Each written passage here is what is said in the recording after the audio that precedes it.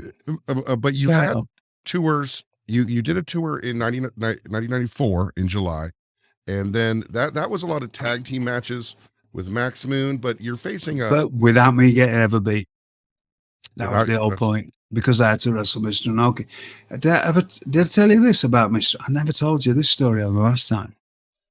When I had to wrestle Mr. Inoki in Cedar Rapids, Iowa.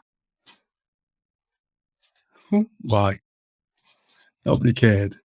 Anyway, that's a hotbed of British and Japanese wrestling. Oh yeah, in Iowa. Oh, Yeah. Good stuff. Across the street, there was a hotel, a big tower block hotel, and I was summoned in the daytime by the Japanese security, which is basically because Mr. Inoki was in the diet. Now, could just be regular security guards. I'm just assuming because he was in the Japanese diet that it's like the Japanese version of the FBI. Summons by them to go and have a meeting in the hotel across the street in the afternoon. Okay. We go over. Mr. Inoki has the entire top floor to himself. So I'm taken up by these fellas that are going, talking to each other on microphones. Again, I'm 20 odd. Okay. This is all a bit different. Right. Right? Yeah. Up to the top floor. Elevator, and it was like one of them movies where the elevator's open and you don't usually see that, right into the hotel suite. Right. This is the private floor. Sure. I go in, Mr. Inoki sat there on the far side, like the Godfather, like sat in the chair. And the security went to walk in, he went, no. Out. So they just got in the elevator, the lift, and went. Just to leave you there by yourself with Mr. Just me and him. Wow. And I went, we talked about communication before, and he went, you hit me as hard as you can, and I'll hit you as hard as you can. And then, this is something I would never have said years ago, but I'm going to say it because it plays into this story. Right. And then I will choke you out for the finish. And I went, okay. And I just pressed the elevator button, and they came back up with the same two security guards in. And I got in and I went down, and that was it as far as communication. And I did I tell this story about I let him choke me out? I'm not sure. So he told me to tap on the choke. Right. Again, stupidity and not knowing any better at 26, 27, 26 when I was. In that match, we start off, and I don't know what I'm expecting, because I've never wrestled a fella who's fought Muhammad Ali before.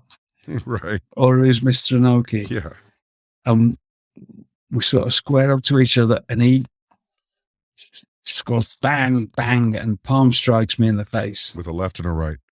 Where I'm from, if you slap somebody in the face, it is the biggest insult you can do to a grown man. When I see fellas doing it now, I get it. It's just different times. If you did that to anybody where I'm from, where I grew up, you might as well go and set fire to the children. It is the worst insult you can do is slap somebody in the face. And he's just gone bang, bang, and I've just gone bang, bang, straight back. And it continued, and then I got him, and I just smashed the hell out of him for the entire match. And I'm smashing him, and he's gone. He was 51, and he had no time to train, and he still looked great. But that match, if you ever watch it was people, whatever. I was just laying into him at about 80% capacity. But the first thing I did, one of the first things I did was knee him, and I kneed him right in the sternum, and it knocked the wind out of him, and he was done in. And at one point, I'm on top of him trying to get him to do something because he's done. And Nick Patrick, the referee, went, "We got 6 minutes to go," and he went, "Oh." I'm just like bang, bang. And there was in my mind, because of me watching Japanese wrestling, I'm going to double arm butterfly suplexing, because Billy Robinson, I'd seen him do it, and I wanted that picture. And there was a Scottish fella called Colin, I forget his last name. He used to do the pictures for WCW magazine. I told him, "Colin, I don't know when I'm going to get this in, but get this picture in. I want this," which I've put on Twitter a few times, as a picture of me double arming butterfly suplexing Mr. Inoki.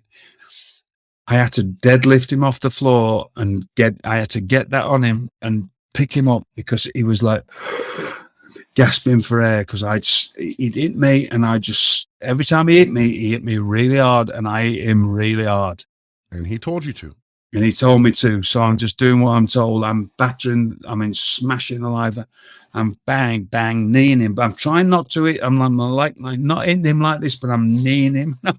And every knee is, I'm laying it in. Right. About 80% as much as I could do.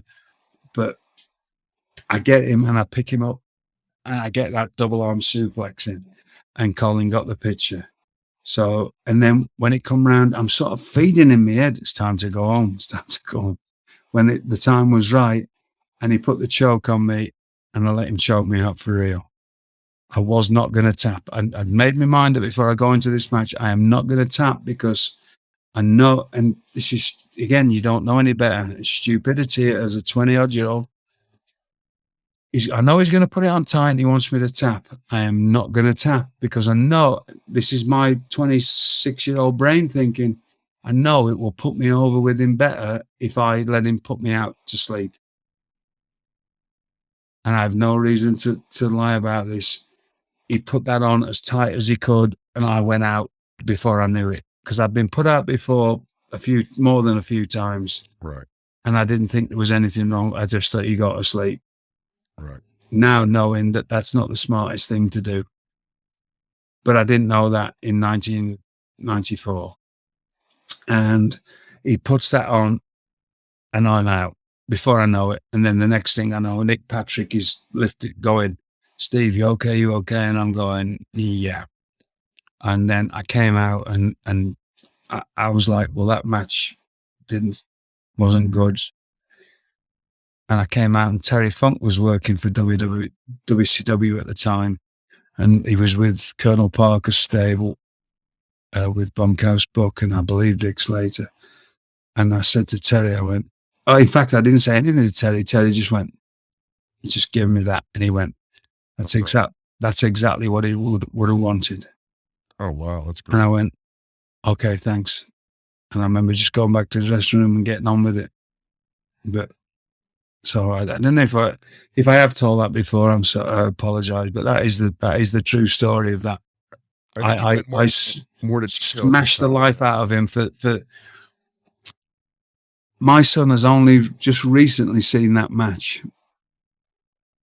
Recently, and not because of me. Somebody else had told him, and he looked it up, and he just sent me a text, because he lives in England, and he said, "I've just seen that match with you, Mr. Inoki." I went, "Yeah." He said, "It just looks like you're beating up an elderly fellow." And I went, that's about what it sums up to be. Yeah, that's what it turned into. Yeah. But a higher profile match, I mean, you couldn't have asked for. Than Again, legend. Nobody in America cares. Right. I know that in Japan, that is still a thing. It means something to the people that buy into Mr. that buy into whatever, and Mr. Inoki's presence and the mythology of Mr. Inoki. I know, because you must have heard of the shop, the there's a shop in near the Tokyo Dome that has all the Oh yeah. right. Yeah. So I went in there in 2016 with Canyon Seaman when we were there scouting. Canyon was only there for a few days, and then I stayed for 2 weeks. We went into that shop, and there's a back room in that shop, a back room that is full of only prize possessions. One of them being a big bronze bust of I'm sorry, my brain's going now. The incredibly famous Ricky Dozan. There's a bronze bust of Ricky Dozan in this back room, and there's only a few things in there. And this gentleman who owns it took me and Canyon in there, and one of the things that is in there, which is this special back room, he went, and it was the VHS video recording of me and Mr. Inoki. Wow, that's great. So whenever anybody wants to say, they don't this or that, I know what it meant to me. And what it meant to others. And to certain people. Yeah. If there was another moment that maybe could compete with you and Mr. Inoki, I'm guessing it might be the time, and people might not know this,